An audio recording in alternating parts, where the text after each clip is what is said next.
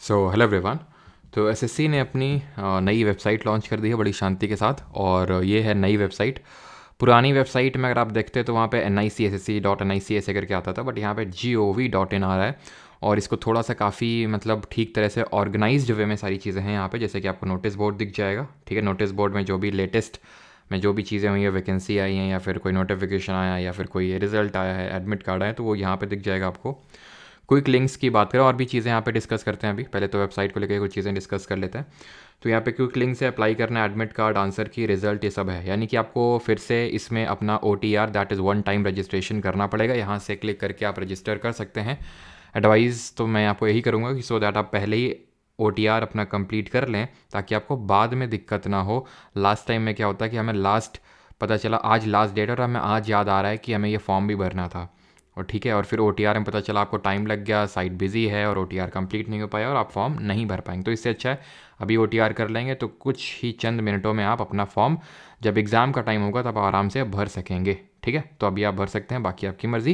Then SSC calendar है यहाँ पे कि कैसे क्या सारी चीज़ें होने वाली। जैसे यहाँ पे आप देख सकते हैं ग्रेड C स्टेनोग्राफर डिपार्टमेंटल, और यहाँ पे आप स्क्रॉल करेंगे तो नीचे आप ध्यान से देखेंगे यहाँ पे आपको CHSL दिख जाएगा 2 अप्रैल, है ना, ये 2 अप्रैल। एंड और नीचे स्क्रॉल करेंगे यहाँ पे तो आपको CGL दिख जाएगा। 11 जून को इसका एक तरह से नोटिफिकेशन आएगा, और हमें एग्ज़ाम तो पता ही रफली अक्टूबर तक में आपका इसका एग्ज़ाम होगा। अभी CPU की अगर बात करें तो CPU का नोटिफिकेशन नहीं आया है, और नोटिफिकेशन पहले आ जाना चाहिए था, बट अभी तक नोटिफिकेशन नहीं आया। I think 15 Feb tentative date थी नोटिफिकेशन आने की, लेकिन अभी तक नोटिफिकेशन नहीं आया है। मे बी इसका रीज़न यही है, जो आपकी नई वेबसाइट अभी लॉन्च होने की वजह से अभी इसका आपका डिलेड चल रहा है। बट आई थिंक एग्ज़ाम जो आपका CPU का है, जो 2nd वीक ऑफ मे में शेड्यूल्ड है, वो उसमें कोई देरी नहीं होगी।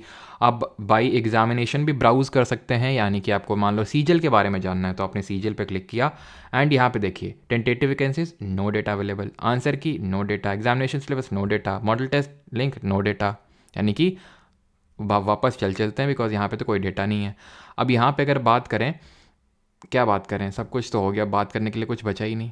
ठीक है, तो सब कुछ हो गया, तो बस वही है कि OTR आप कंप्लीट कर लें। और टेलीग्राम पे मैं आपका ये PDF शेयर कर दूंगा OTR के रिगार्डिंग। वैसे तो देख लेना अगर आपको नीडेड हो कि मतलब कैसे कैसे OTR कंप्लीट करना है, जैसे कि 2-2 बार आपकी डिटेल्स भरवाई जाएंगी सारी चीज़ें, सो दैट OTR भरते वक्त कोई प्रॉब्लम दिक्कत ना हो। तो OTR भरते वक्त आप एक टाइम पे वही ना केयरफुली सारी चीज़ों को कर दीजिएगा, तो आपको बार बार वो दिक्कत नहीं होगी, अगर आप पहली बार में ही फोकस के साथ सारी चीज़ें अच्छे से कर देंगे। नहीं तो आपको फिर बाद में प्रॉब्लम हो सकती है। ठीक है, तो मैं इसी टेलीग्राम पे डाल दूंगा। एंड जनवरी की जो हिंदी की करंट अफेयर, बहुत सारे स्टूडेंट्स PYQ सीरीज़ को भी लेके पूछ रहे थे, खासकर जो CPO के स्टूडेंट भी हैं। तो PYQ सीरीज़ के रिगार्डिंग मैं आपको बता दूं कि ये अभी 1 वीक के लिए, जब तक आपका ये SSC GD चल रहा है, सिर्फ इसी वीक के लिए, यानी कि अगले वीक से that is from Monday onwards ये रीस्टार्ट हो जाएगी। तो मैंने सिर्फ इसी वीक के लिए उसको एक तरह से ऑफ बोल सकते हो आप किया था, और वो ऑफ़ नहीं है बिकॉज हम शाम के टाइम पे 7 PM पे वो तो करते ही हैं। पूरा एक तरह से आपका रिवीजन हो जाता है जो अभी तक हमने चीज़ें पढ़ी, और आपको ये पता चल जाता है कि अभी आप कहाँ पे स्टैंड कर रहे हो।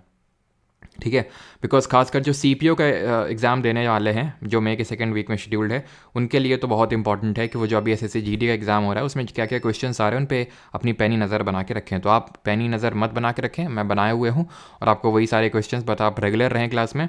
GK आप मेरे पे पूरी तरह से छोड़ सकते हैं, जैसे आपने पिछली बार छोड़ा था। ठीक है, तो मंडे से हम लोग फिर से रीस्टार्ट करेंगे।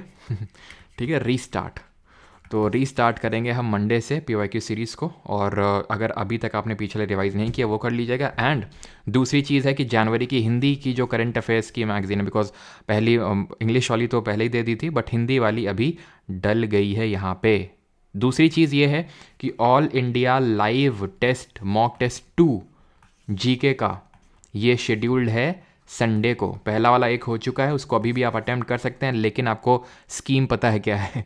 स्कीम ये है कि 12 PM से लेके, और अभी स्कीम ऐसे थी कि 12:15 तक, लेकिन अभी आई थिंक इस बार शायद 10 मिनट के लिए खोला जाएगा ये टेस्ट, 12:10 तक।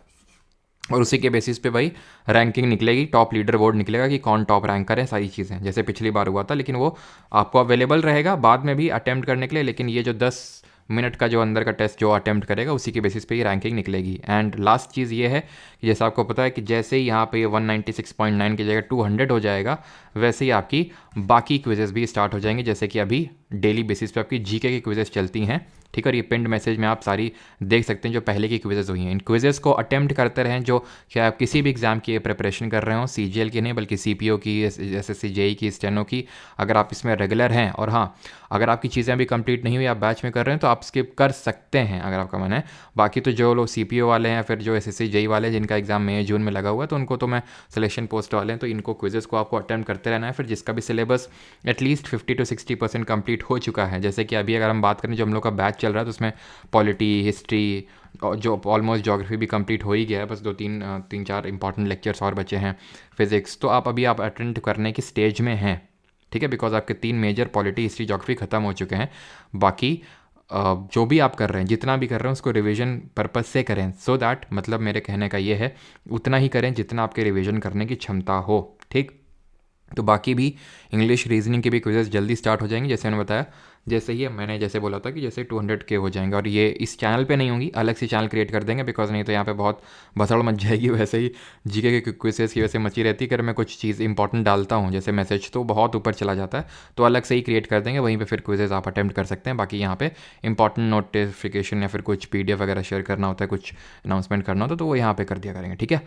बाकी अगर आपका कोई डाउट है, कुछ क्वेरी है, तो आप कमेंट सेक्शन में लिख सकते हैं। बाकी मैंने सोचा आपको थोड़ा सा इसको लेके कुछ 2-3 चीज़ें थी जो बतानी थी आपको, क्योंकि PYQ सीरीज़ को लेके बहुत सारे स्टूडेंट का आ रहा था, ठीक है। नई नई वेबसाइट भी आई थी, CPO का नोटिफिकेशन को भी लेके कुछ लोगों का डाउट था, इसलिए मैंने सोचा छोटा सा एक वीडियो बना देते हैं। बाकी तो आप पढ़ाई कर सकते हैं अपनी। धन्यवाद।